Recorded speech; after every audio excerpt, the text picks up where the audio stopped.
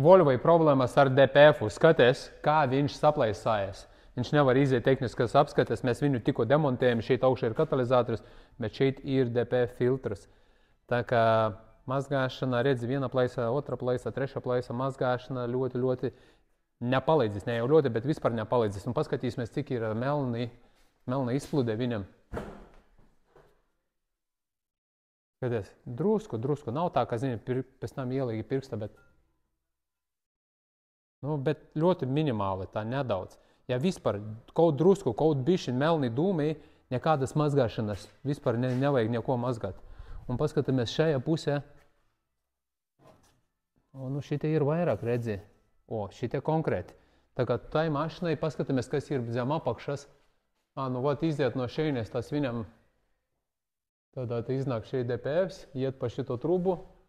Un tos visus melnumus vēl sagramo iekšā rezonatorus. Un otra puse, ko viņam rāda, no otra puse arī bišķiņi ir melns. Tā kā mazgāšana nepalīdzēs.